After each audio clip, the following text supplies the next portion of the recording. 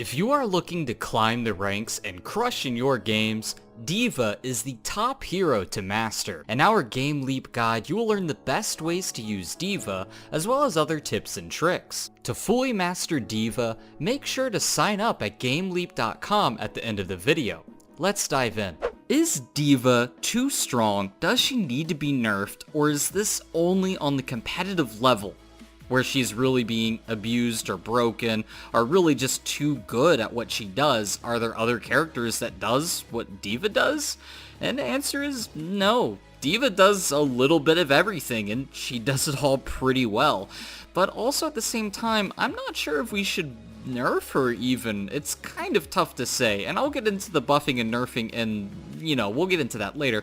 But first I'd like to talk about the problems and what D.Va does that makes her so good and so strong at the top tier. So as we know, on the top tier of things, and even a little bit on the solo ladder, you're gonna see goats. Goats is basically the primary meta. It's basically what you run on almost every map, and you have some compositions you can run depending on the map that are going to have different varieties. There's Zen goats, there's Ana goats, there's Moira goats, and then there's Winston and Hammond goats. So there's a few different ways to shake things up. But pretty much what it always comes down to is that D.Va is a must pick on every single one of those compositions. Very similar to how Lucio and Brig are pretty much the must pick for those comps as well. And you generally just swap out the Zenyatta for the Ana or a Moira, or maybe even go quad tank or something like that. But basically, D.Va is picked every single one of these times, and for a pretty good reason. Her damage output is really strong. I mean, her micro missile ability, when they added that, it was to kind of outweigh all of the nerfs that they did to her defense matrix, specifically. Back in the day, D.Va was quite overpowered, or maybe she was just overwhelming for a lot of players. And I think to a degree, she can be pretty overwhelming. I mean, her booster ability is extremely strong. Unlike, the other mobility moves, you have complete control of your character. And while you're flying, you're able to control your character perfectly. You're able to shoot while doing it. You're able to use your missiles. You're able to use defense matrix during it. I mean, there's so many things that make boosters like an amazing mobility move. I think it's probably the best mobility move in the game because of the amount of control that you have during it. And it's also a very small cooldown. What is it, like 5 seconds? It's an extremely low cooldown for something that allows you to have so much precision and control and damage at the same time while being mobile. And you put on top of that the defense matrix ability as a whole. It's something that was very, very overwhelming for the longest time, which is why they had to nerf it. And I mean, it's really hard to balance the defense matrix because at its core, it's going to be this ability that is going to completely negate all damage, pretty much completely. I mean, hit scan damage, projectile damage. I mean, defense matrix has its limits. It's not going to stop everything, but it does stop pretty much a lot of the abilities in the game, including ultimates. D.Va is very overwhelming, especially on the very top ladder of the very high pro players. I mean, you look at players like Poco. Not only is he doing all this damage, he's also preventing damage so often and eating ultimates. And then on top of that, he's getting all of these huge value kills with his own ultimate. Another crazy thing about D.Va, honestly, is the D.Va Bomb. I believe the D.Va Bomb does 1,000 damage in total, which basically one-shots everybody if you're in range of it, right? It's an extremely powerful ability, but it does have a pretty big con to it. I mean, it takes a lot of skill to use. You need to be really good at positioning and timing, and you need to combine it with other things, really. But if you're on the 6v6, I mean, if you're on a team and you're playing at the competitive level, we're talking pros who do nothing but sit there for like 12 hours a day and play Overwatch, and they practice things. They go into custom games, they go to scrims, they go on a solo queue ladder. I mean, they're always practicing, and they know exactly where to shoot the D.Va Bomb, how to do it, and they utilize it. And I mean, just look how good Poco is. He literally gets these gigantic bombs every single time in the Overwatch League, and anytime he's playing on ladder or whatever. And the amount of value that you get out of D.Va is insane. You compare that to other characters like Orisa or something, right? Orisa doesn't really get a whole lot of value. Orisa's, a decent tank on some maps, and you can get a pretty good amount of value with your right clicks on environmental kill areas, combined especially with like a Roadhog or something. But I mean, you compare that to D.Va, the damage she does, the mobility she does, the capabilities of eating complete ultimates altogether, as well as just killing outright people and 1v1ing them.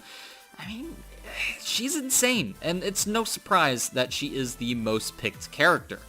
And I think you put on top of that the GOAT's composition, which relies heavily on triple tank, triple support, and D.Va not only is a very powerful and mobile tank, she's also going to be able to do a whole lot of damage as well.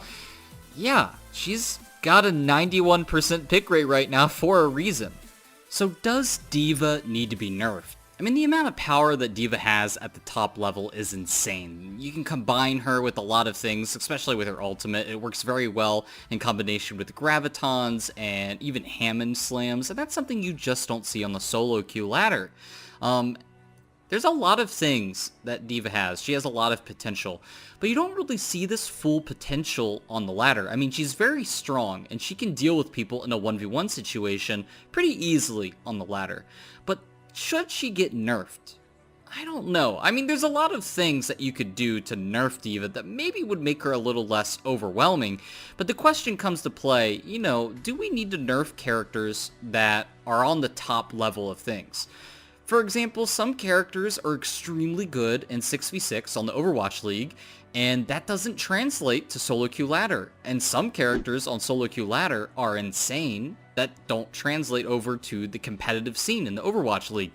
So where do we draw this line when it comes to balancing? Do we try to focus on balancing at the competitive level, or do we focus on the solo queue ladder?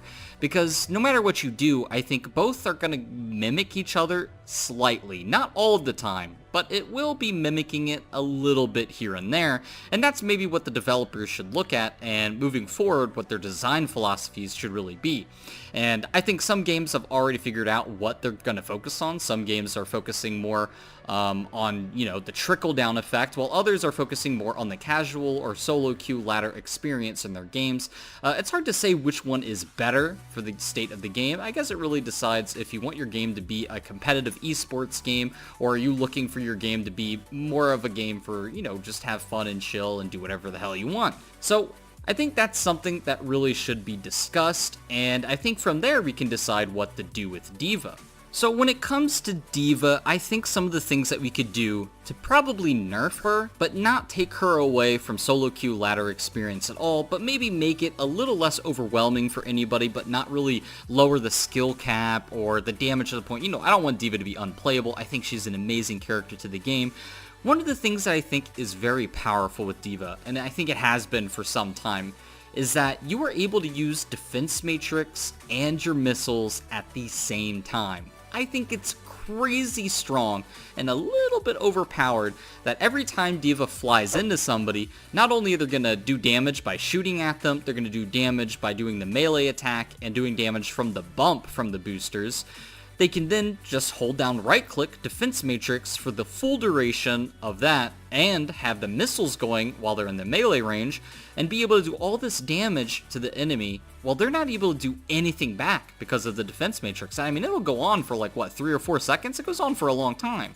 And that to me seems like a little too much, that you can hold down your right-click, completely cancel all damage, and then be able to also do damage with your missiles right back to them. Personally, I think that's really powerful, and that could probably help make D.Va a little less overwhelming in a lot of 1v1 situations, where D.Va just feels like she has the advantage in pretty much every single 1v1, unless it's against another tank, because, she doesn't do that much damage to other big health targets. But the other thing that I think that they could really do to D.Va is add more characters to the game with laser effects. For example, really the only things that don't get stopped by Defense Matrix are Zarya's laser beam and Symmetra's laser beam. And those are the effects that Jeff Goodman also stated that the laser beams are always going to go through Defense Matrix. But right now we really only have 2 characters, and one character, is a lot better than the other. Zarya is obviously really strong, and I think her, laser does a lot of damage, especially when you get a lot of charge.